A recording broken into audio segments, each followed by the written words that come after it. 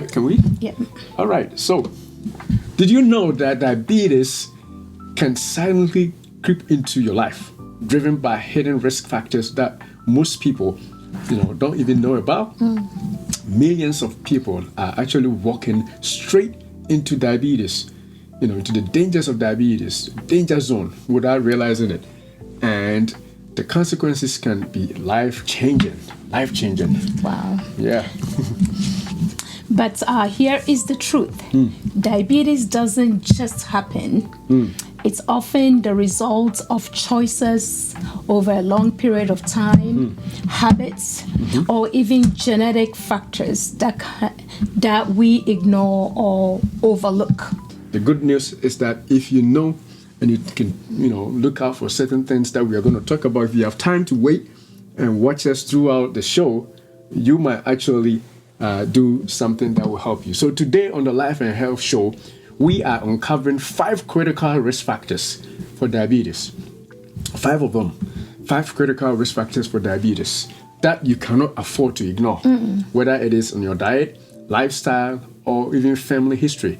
We will show you exactly what puts you at risk and how to stay out of the danger zone. So stay with us till the end of the show and you will definitely like it. So with that being said, we will be right back.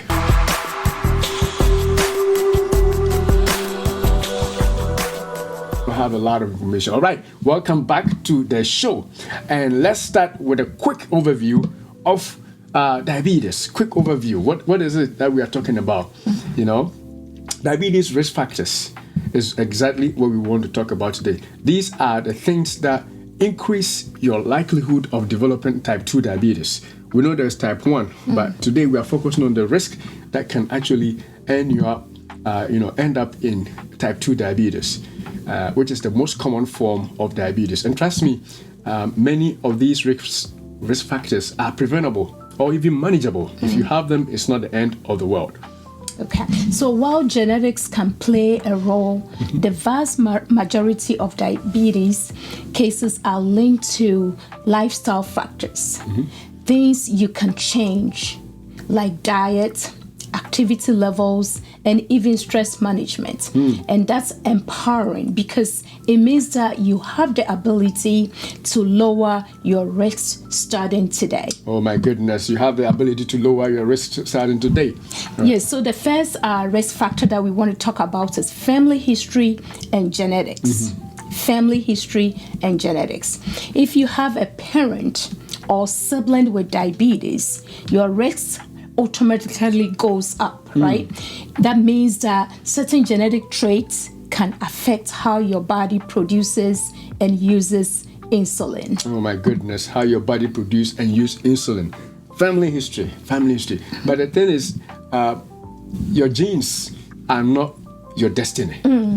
Even if diabetes runs in your family, adopting a healthy lifestyle can dramatically change your risk, can reduce your risk for a lot of time. All right, so think of it this way. Genetics might load the gun, but your lifestyle is actually the one that pulls the trigger.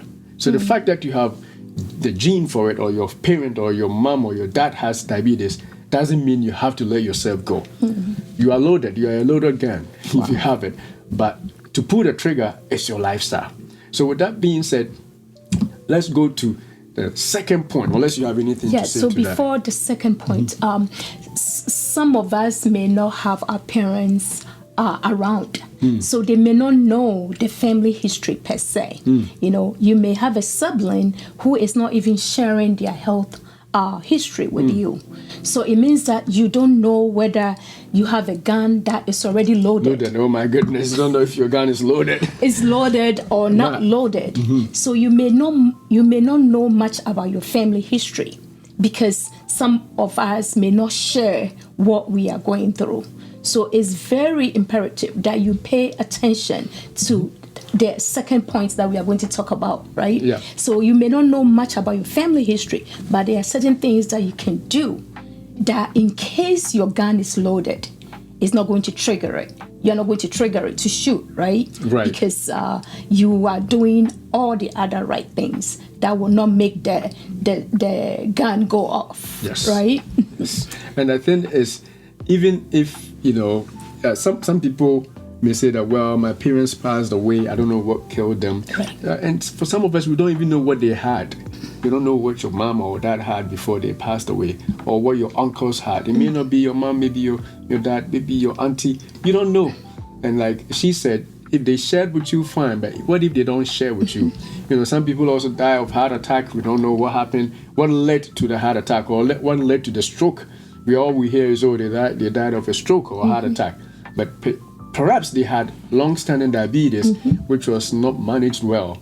And then that led to that. So you cannot depend solely on the knowledge of your family history. It's good if you know. Right. It's good, of course, because it makes you keep, caution. You try to take care of yourself. But like she said, if whether or not you should still make sure that you take care of some of the next things that we're going to talk about, some other risk factors that we're going to talk about. And also sometimes the death of our parents or our relatives is made like a mystery, so like something had happened to cause the death.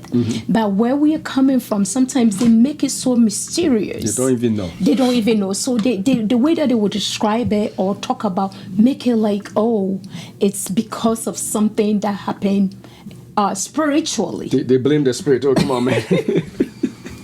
They blame the spirit instead of blaming the right thing. Of course, they don't know, so they will blame the spirit. Right? That's the easy way out, yes. Right? In order for us to investigate and try and find out reasons that happen so that we can be careful, we just blame it on something else. So because of that, we are not much aware of our family history, and because of that we are not making the right choices.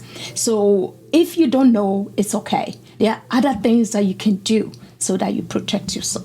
Right. So genes and family history is one risk factor we don't want you to forget. Or in case you are joining us now, the first risk factor we discussed about getting diabetes or being in that danger zone is if your family has it. If your mom, dad, or another closer relative, your sibling, your uncle, or somebody close in blood had it, then your risk for getting diabetes is high. Right. It doesn't mean you have to. We have said it over and over again. Don't go crying and say that, oh my God, my mom had it, so that's my end. No, you can prevent yourself or protect yourself from getting diabetes regardless of your family history, if you are going to take some of the other things we talk about serious. Right. Again, it is a loaded gun, but the trigger is your lifestyle. Your lifestyle is the ultimate decision maker as to whether or not you're actually going to exhibit that genotype or that genetic trait that you have inherited from your parents or your family for that matter. All right, so moving forward, we are going to go to the second risk factor, and that is diet and nutrition. So it is one of the biggest contributors to diabetes. Your diet, it is. Genes are there, but it is one of, especially in our days now. In the past, when food was scarce, diet wasn't blamed as much. But now, even in the poor areas or even in third world places where, we would think that they don't have food. Now, food is plenty, a lot of food available. So if you don't choose the right kinds of food, your diet can land you up in diabetes. And so this is a very huge risk that many people have. So a diet high, especially a diet high in refined carbohydrates. Now let's take examples like white flour, refined starches, refined flour. You bake the baked goods, all those flour that is sold and made up ready for you to use for all the other food things that you do. Yeah, so like the tea breads, right? Tea bread, right? Tea bread, those the of you sugar who know bread, the butter bread. Yeah, like refined. in the morning, you have it readily available. That's the refined carbs, and you get one whole ball or one whole strip. And you consume everything. It's so refined that it does affect your sugar level. So that's one thing that you have to pay attention to. It leads to insulin resistance. Insulin resistance. And then it keeps your blood sugar levels up all the time. And over time, you become diabetic. So refined carbohydrates, there are several examples. We are not, cooks for many dishes. But if you are, if you're a person who knows much about food, you know what refined carbohydrates are used for. Sugar itself is a refined carbohydrate, right? Yeah. And that is the number one enemy of diabetes.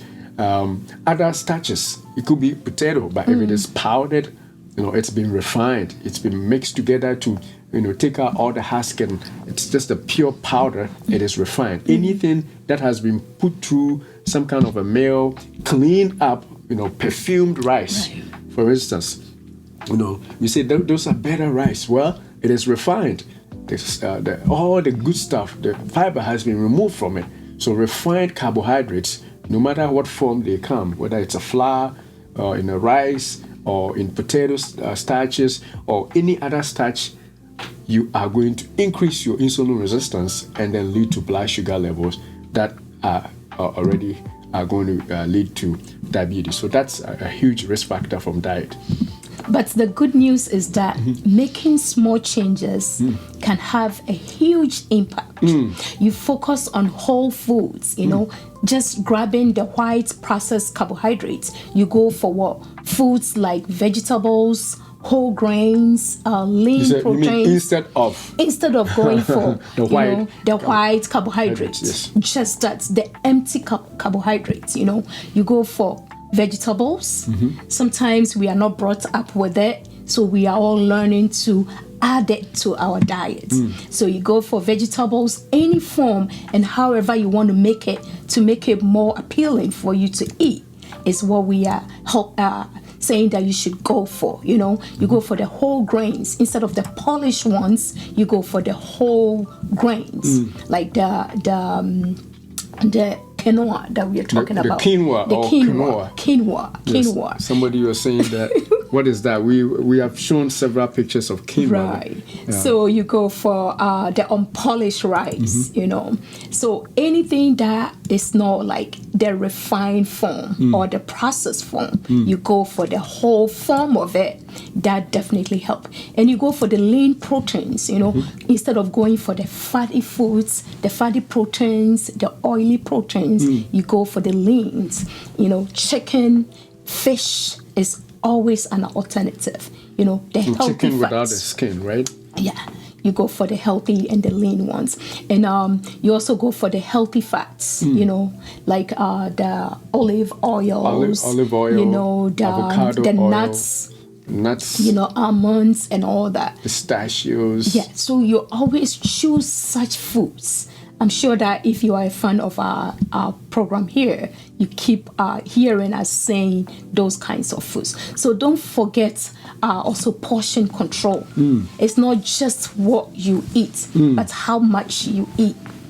How much you consume is also very important. So if you don't control your portion size, and if you don't pick the right kinds of foods, then you are in for diabetes, which we are encouraging you to try as much as possible to stay away from. Definitely. And the portion control is one of the major things that people in our community struggle to do.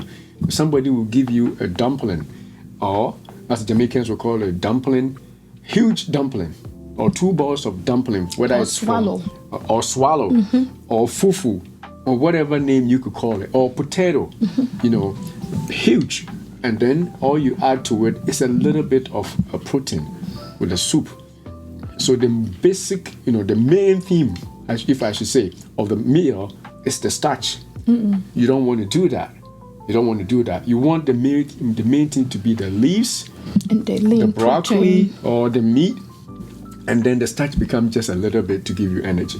And you can get energy from all those sources too. But if you can't do away without your rice, then you cut down. Some people eat all those good stuff, but they add too much of the starches. So yeah, they are eating the healthy oils, all right, but their dumpling, the starch, the rice, the yam, the potato, the yuca, that is overpowering everything, and that is where the problem with diabetes start to show up. So cut back on the starches, and if you need to use anything that is starchy, reach out for something better. Like you can swap your rice for what we call the quinoa or quinoa. I like to say quinoa, but I've been corrected that it should be quinoa. or choose water instead of sugary drinks, like soda or mineral. There's nothing good about drinking sugary drink. When you are grown, you are 30, you're 40, leave those things for little kids that you cannot convince. Little kids, you can't tell them, hey, don't drink juice. Sometimes it's even good to prevent them from drinking. So if you are an adult and you have that sweet tongue to the extent that you drink Coke with meal, oh, come on. I can't even imagine drinking sugar on top of your rice or drinking sugar on top of your whatever food you're eating. That is diabetes in the making right there. And especially if you have the risk factors, some of the risk factors that we are continuing to mention, then you're basically going to get there fast. But if you intentionally swap those drinks for water, some people can drink water, so you do seltzer water or chilled water or any other form of drink that carbonated has carbonated water, any drink that doesn't have the sugar added.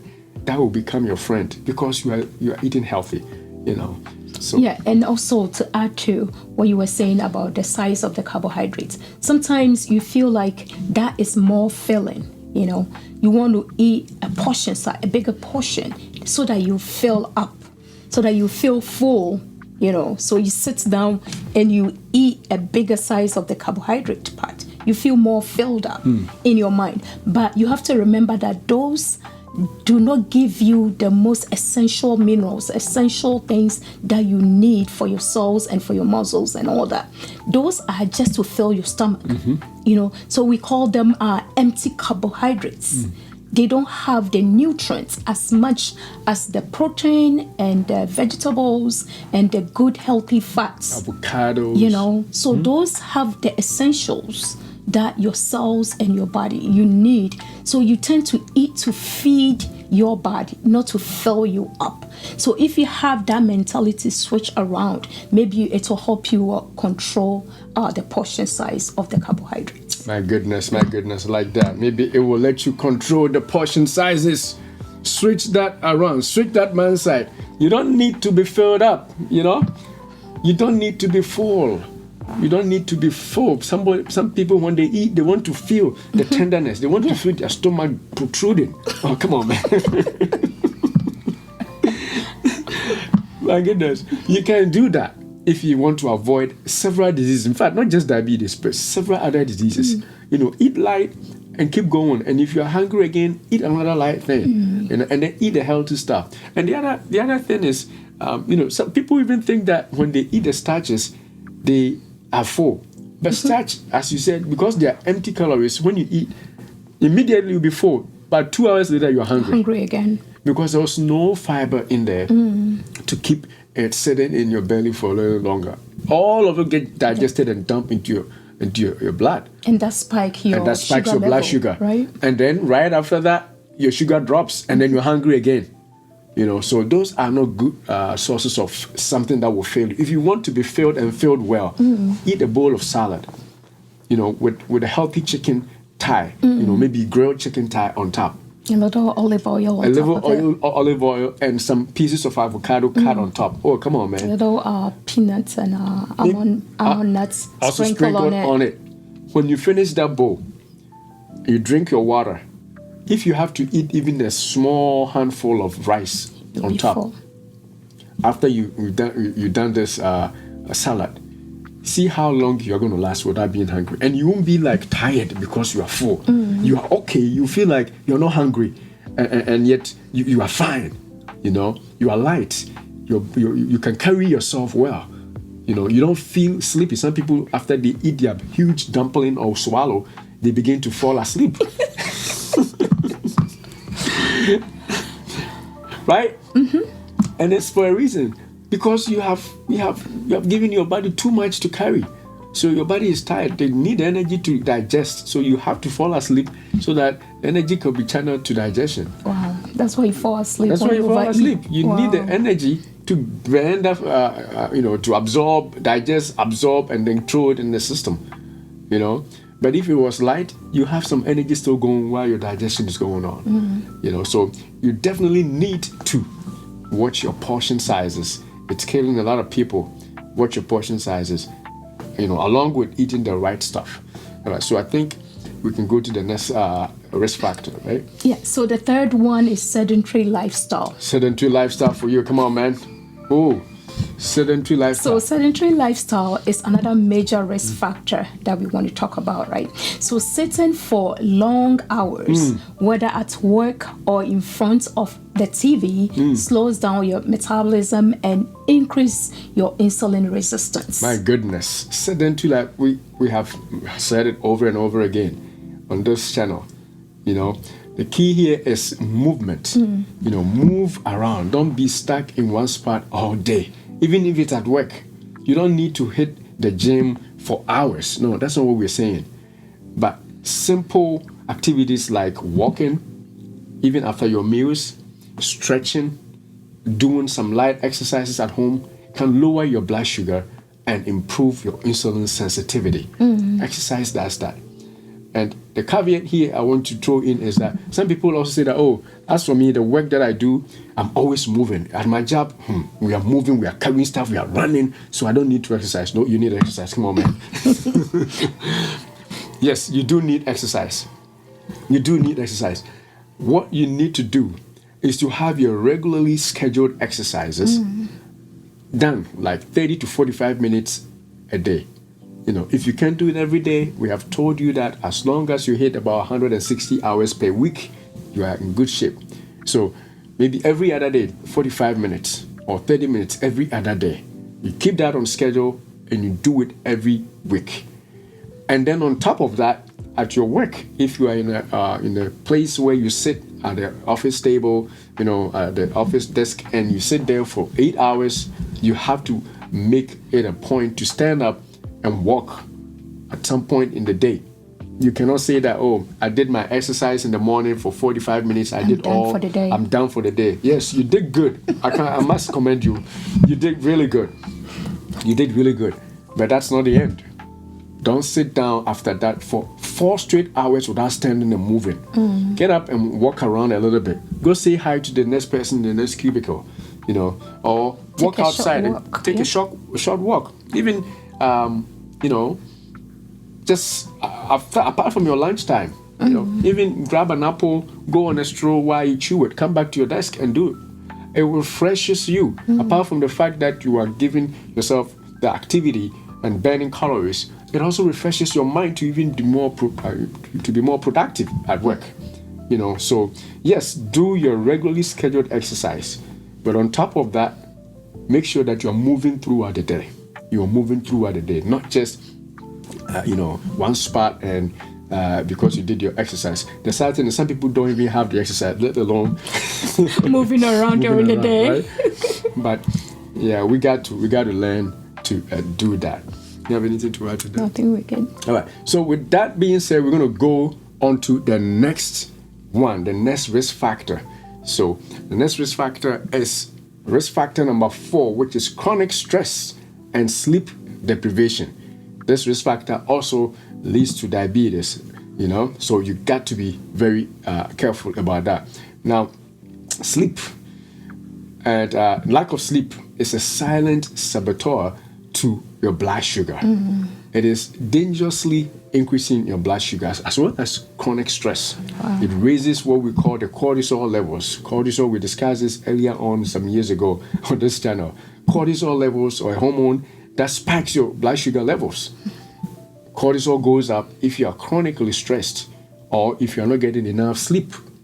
You know, 6 to 8 hours of sleep, you know, which can interfere with insulin and also lead to high blood sugar levels. So you don't want to be in chronic stress or in chronic sleep deprivation. So sleep deprivation is just as dangerous like the other bad diets and all that. So you don't want to deprive yourself from sleep, right? So poor sleep affects your hormones, like you mentioned, the cortisol, right? Making you crave sugary and high carb foods while reducing your body's ability to regulate blood sugar. So it's two sides, right? Not only does it make you crave for bad foods, it's also make your body inability not able to regulate the blood sugar. My goodness. So sleep is very important. That's really dangerous. So it's making you crave for bad foods, and then also prevents you from digesting and doing the right things that your body has to do, especially regulating your sugar levels. So poor sleep is just as bad, as she said, as eating bad, or even having family history. So don't say that's for my family, there's nobody with diabetes, so I'm good. Well, how much are you sleeping? How much are you sleeping? Because that can end up. And the sad thing is, apart from that, you also get other issues like hypertension. If your sleep is not good, or if you are stressed all the time, you are going to be thrown also into hypertension. So you got hypertension going and diabetes going, just because of one thing that you're not doing right, because you're not sleeping right and you are stressed all the time. That is definitely not something that you want to be involved in. So like good sleep, good night sleep, quality sleep, help you build or create new cells, get rid of the old cells. Like a lot of good things happen when you have, when you have a good night's sleep. So don't take it like, some people say it this way, like, I'll sleep when I die. I don't have time to sleep. Come on, man. Then nobody should sleep, because that's a long sleep. No, that one you are forced to sleep because you're tired. But consciously, you just say that I'm not going to rest because it's a waste of my time. It's the way life is too fast, I just want to keep going. Because I have some people saying that they have 3 jobs, the night that they are supposed to sleep and get vitalized, like you're saying, build new cells, get refreshed and keep going, they will pick another shift, the night shifts, and go to the night shifts. And they come back, they go to the days, and they just want to keep making money. What are you doing to yourself?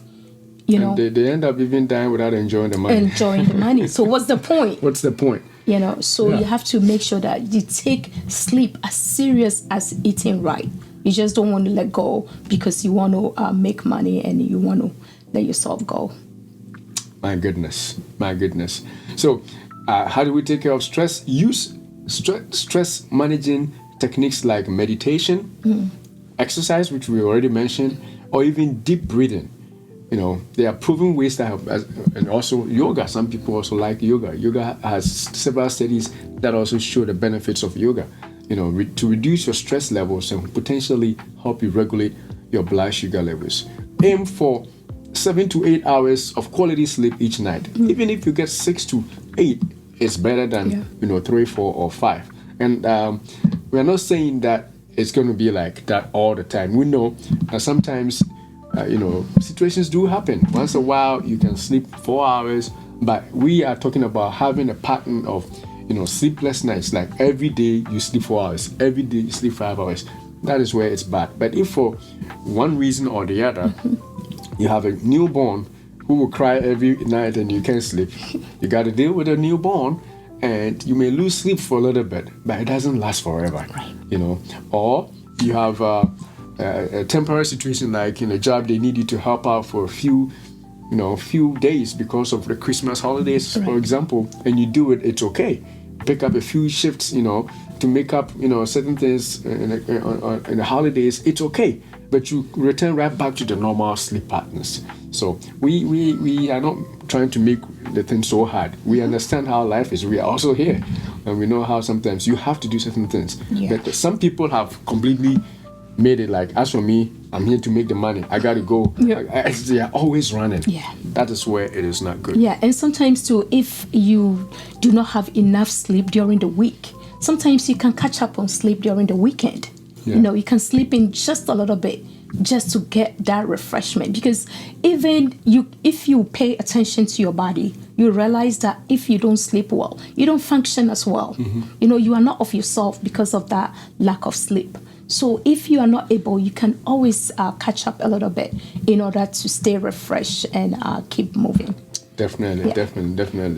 So the 5th one that we want to talk about, right? That's the last one, right? That's the last one. We're talking about 5. Okay, so the last one is obesity and insulin resistance. So if you carry excess weight, especially around your abdomen, significantly increase your risk of diabetes by promoting insulin resistance. So around your abdomen, your waist area, to put in the simple terms, right? If you have excess weight, your chance of getting insulin resistance is very high. So this is something that you have to pay attention to.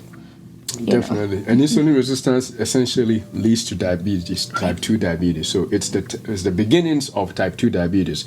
And so you want to make sure that you lose abdominal fat or you don't gain weight around the belly. That is why exercise is good. If you are regularly exercising, you'll be burning more of the energy that you intake. So they won't have the chance to store up over there. If you're also eating the right things, you most likely will not have enough to even store as fat around the waist. So all those things come together into this risk factor right here. Of course, if you have the genes to make, excess fat around your waist, it is there. But your lifestyle again would potentially prevent you from showing that gene. So yes, don't say that's for me. My family, everybody is big. So no matter what I do, I'm still going to be big. And I hear some funny stuff. People say that we got big bones in my family. Come on, man. We do though. We got big bones, right? So because of the big bones, they give up on trying to do anything about the weight. Excess weight or obesity is a risk factor for diabetes, type 2 diabetes. And as a matter of fact, for hypertension, also for heart disease, it's for a risk factor for stroke, all of them. And so don't just take any excuse and run with it. Do the things that you got to do. If you follow us on this channel, we have a lot of things that we share about what you can do in terms of what you can eat and the lifestyle that you want to do to ensure that you don't pack up the weight around your waist. You don't have to do that. It's in your family. Be the exception. You can break the cycle. We talk about breaking the cycle of poverty, breaking the curses of families that we are in. Break that cycle of obesity. Come on, man, you can break it. You can break it by eating the right things and doing all those things that we think will help you. So, insulin resistance from obesity is something. And the other thing, I don't know if you want to talk about is with the weight. If you lose weight, if you are able to keep your weight down, if you lose 5 to 10% of your body weight, you can improve your insulin sensitivity or your blood sugar levels. Huge. Just by losing 5 to 10% of your weight. That's the studies are showing it. And also studies also show that if you lose about 10 points of weight, you are going to decrease your blood pressure by 5 points. So you are struggling with blood pressure, medications are helping, but you could still use some help. Lose the 10 pounds, lose 20 pounds, and see that the pressure will also go down some. So it is a win-win situation. Oh, come on, I like that. Weight loss is a win-win situation. So it is better for somebody to tell you that, you lost weight. As long as you are not sick, it's always a good thing. Tell them thank you. But some places when somebody tells you lost weight, people begin to be like, oh, what am I doing wrong? Am I struggling in life? You're stressed. It's not always like that. Going through something bad. Yeah, so like with the 10%, right? If you weigh, let's say 150 pounds or 160 pounds or 200 pounds, let's say 200 pounds, right? And you're trying to lose weight. If you lose 10%, it means like what? 20 pounds. From 200, yes. From 200 to 20 pounds. And if you do that, your insulin sensitivity goes up. Is increased, it's improved, it's better, and your risk is lowered. So we are in a new end of the year, right? A new year is about to start. And I'm sure that we have our New Year's resolution coming up, So if you are aiming 10% of your weight and you weigh 180, 200, so you pick like 20 pounds. I want to lose 20 pounds end of the year, So you target that, 12 months in a year. So how many pounds am I going to lose in a month? How many pounds am I going to lose in a week? So if you have something to look forward to, and it's not that you are doing it to impress anybody. You are not doing it because it's the order of the day. You are doing it because you want to be healthy. My goodness, like that. Impress. Yeah, you are doing it because you want to get better. Because you are aging. I think we forget one risk factor. Age can also be a risk factor. Yes, right? yes. Yes. So as you 40 grow, years and as over. you age, it's likely that your chance of getting diabetes is also increased. So because you are not getting younger, you are getting older. You just want to pay attention to your health. So you go for what is right. Sometimes after hearing it over and over and over, you tend to be tired of it. Oh, come on, you guys, you keep saying the same thing over and over. We keep saying that swap your water, your sugary food drinks for water, your sugary snacks for fruits and water. We keep saying that over and over. Reduce the size of your swallow or your fufu and or your dumpling. Stuff like that. Those are the little things that you can do. That is the manageable things. You can you can say that I'm growing and I refuse to grow. The number is adding up. I'm sure that it keep increasing. People are hitting 50 and hitting 60 and all that. You can't control that one. And if you have family history or you have the genes that predispose you from getting diabetes, you can't control that. But what can you control? You can control the portion of your food, the size of your food, the kinds of foods that you eat. So please don't get tired of us. We are going to keep saying it, and that also serves as a check on us. So we are making the right choices. So we want you to take this journey with us. And I'm sure you will never, ever regret that. My goodness, you will never regret. You will never regret. Yes. And so that brings me to my brother called me from London and said, brother, you lost weight. And I'm like, oh, really? I'm like, yeah. We got some fasting going down, Christmas, end of year programs and stuff here. So, but I'm happy that you didn't say I gained weight, because I want to be a model for people who look and watch us for inspiration. It's not that hard. This little thing that I do, and I lost a little bit, even though I'm already skinny, it means that if you are really huge and you want to lose, you can easily lose it. But some people don't want to take any chance. Of course, everybody's different. Some genes, you have to hit it hard before that pounds, that weight drops off. We understand that. But like she said, don't give up, because it is the only thing that's going to make a difference. If you give up on yourself, I don't know what else you can do in this life. You got to be for yourself and for your children if you have children. Some people are getting diabetes as early as 30, 40, and especially as we mentioned that it wasn't part of our list, but it's another risk factor with age. Age 40, you are high hitting that risk factor for diabetes, type 2 diabetes. So if you can do anything to lose weight, so much the better. And we already said that swap those sugary snacks. Don't eat those donuts. I'm showing on the other show.